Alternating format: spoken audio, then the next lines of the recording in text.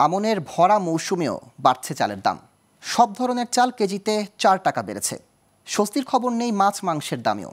দফায় দফায় অভিযান শেষে ডিমের দাম কিছুটা কমলেও ফের উত্তাপ বাড়ছে মুরগির বাজারে। ২ সপ্তাহের ব্যবধানে কেজিতে ৩০ থেকে ৪০ টাকা পর্যন্ত বেড়েছে সোনালী ও ব্রয়লার মুরগির দাম। সরবরাহ বাড়ার পরও শীতের সবজির বাজারে অসন্তোষ রয়েছে দাম নিয়ে। চাল, মুরগি ও তেলের ঊর্ধ্বমুখী দামে হতাশ ভোক্তারা। বিস্তারিত আলাউদ্দিন আল আজাদের প্রতিবেদনে।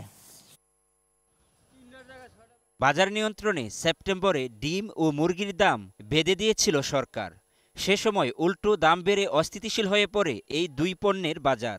ব্যাপক অভিযানে ডিমের দাম নিয়ন্ত্রণে এলেও এবার উত্তাপ বাড়ছে মুরগির বাজারে। যারা উপদেষ্টারা আছে আর সিন্ডিকেট করে দাম কমাই দেয়, কিন্তু পরবর্তীতে বাইরে যায়, কিন্তু এটা তো বাজার নিয়ন্ত্রণ সঠিক থাকে না। ব্রয়লার বিক্রি করতেছি 210 টাকা, আর সোনালী বেচতেছি 360 টাকা 50 টাকা, আর লাল লেয়ার বিক্রি করতেছি 380 টাকা। দাম বাড়ার কারণ হচ্ছে এক নম্বর হচ্ছে ডিসেম্বর মাস, পার্টি, বিয়ে শাদীর অনুষ্ঠান অনেক বেশি। এদিকে আমনের মৌসুমেও বাড়ছে চালের দাম। সব ধরনের চাল কেজিতে বেড়েছে ৪ থেকে ৫ টাকা। খুচরা ও পাইকারি বিক্রেতারা বলছেন, দেশের বিভিন্ন স্থানে মিল পর্যায়ে চালের দাম বাড়তি। এর প্রভাব পড়েছে খুচরা বাজারে। আমরা আড়তে কিনতেছি বেশি দাম দিয়ে, আমরা বেচতেছি বেশি দাম দিয়ে। এখন যদি মনে করেন আপনি আড়তে জিগান, আমনের মৌসুম উঠছে কিন্তু মিনিকেটের দাম কিন্তু কমছে না, মিনিকের দাম বাড়তি আছে। হয়তো এটা মিল মালিকের সিন্ডিকেট নাকি ব্যবসায়ীদের সিন্ডিকেট, কে জানে। ৯ সেপ্টেম্বর সয়াবিন তেলের দাম লিটারে ৮ টাকা বাড়ায় সরকার। এরপর ২ সপ্তাহ পার হলেও তেলের দাম ও সরবরাহ স্বাভাবিক হয়নি। এতে হতাশ ক্রেতারা। সয়াবিন তেল যেটা ৮০০ টাকা ৫ লিটার, এখন সেটা কোনো দোকানে ৮৫০, কোনো দোকানে ৮৪৫।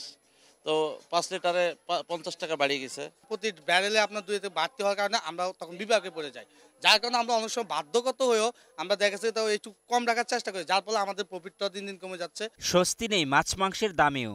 আগের বাড়তি দামে বিক্রি হচ্ছে মাছ মাংস, ইলিশ সহ অন্য মাছের দামও বেশি। কিছু মাছের দাম বেশি, যেমন ওইদিকে দেখলাম ইলিশ মাছের দাম বেশি।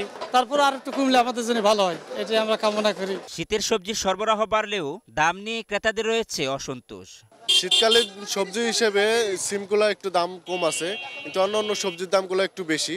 স্যালারির উপরে নর্মাল মিডিয়াম যারা, আমাদের জন্য প্রবলেম যেটা সবসময় খাইতে চলতে কষ্ট হবে, এটাই আর কি মেন প্রবলেম এটা।